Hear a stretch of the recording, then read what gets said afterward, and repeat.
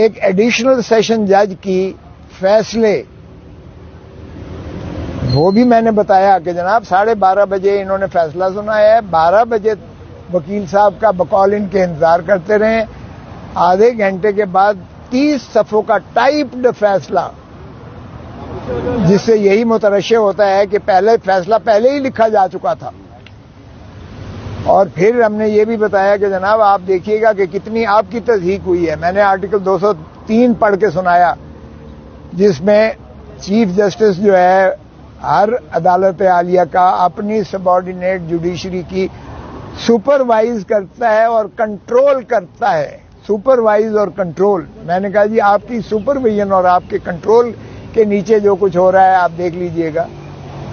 کہ جب انہوں نے ہماری ڈیفنس کو کلوز کیا، یعنی یہ آج تک نہیں ہوا تاریخ میں کہ وکیل کو جو موکل ہے سائل ہے وہ صفائی کے گواہ دے اور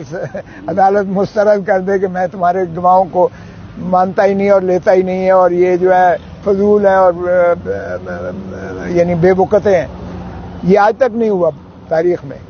اور اس کے خلاف نگرانی خود چیف جسٹس صاحب نے اس میں ایڈمٹ کر کے منظور کر کے سماعت کے لیے نوٹس دے کر سارے فریقین کو کل کے لیے طلب کر رکھا ہے۔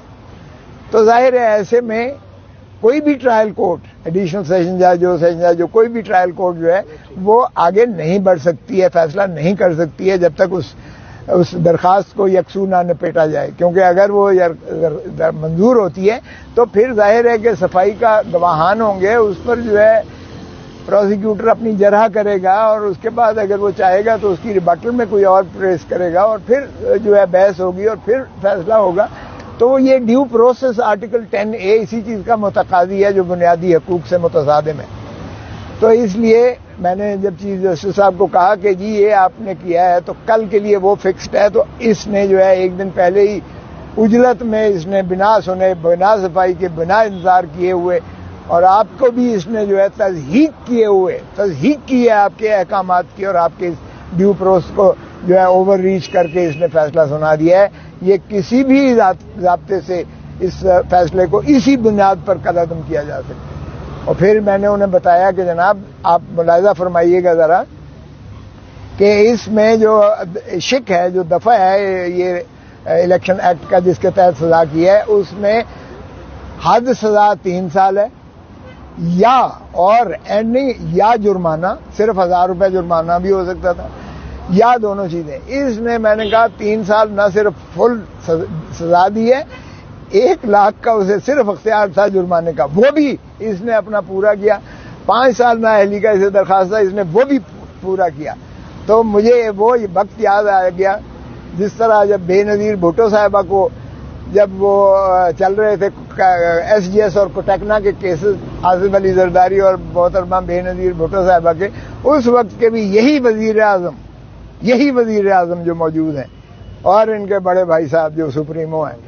ان کی حکم پر فل ڈوز اس کو دو، وہ ہم نے ٹیپیں چلائی تھیں، سب کو یاد ہے جسٹس ملک قیوم مرحوم صاحب کا جو وہ ہم نے ٹیپیں چلائی تھی، اور انہوں نے کہا فل ڈوز دو اور پورا جرمانہ کرو اور پوری جائیدادیں ان کی ضبط کرو۔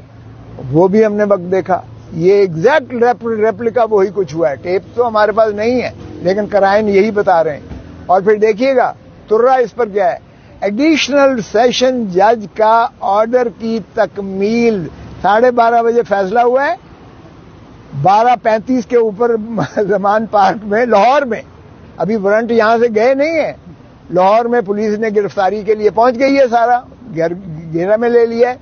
اور ان کو گرفتار بھی کر لیا گیا، جبکہ ابھی وارنٹ یہاں سے اسلام آباد سے لاہور جانا اتنی سرعت کے ساتھ ممکن ہی نہیں ہے۔ اور ویسے بھی وہ چونکہ دوسرا صوبہ ہے، کیونکہ یہ صوبہ یہ اپنا کیپٹل کی اپنی جو ہے ایڈمنسٹریشن ہے وہ پنجاب کا صوبہ بنتا ہے، وہاں تو ویسے بھی ایک home secretary to home secretary جایا کرتی ہے اور پھر وہاں سے جو ہے پولیس کو جانا مقصود ہوتا ہے، یا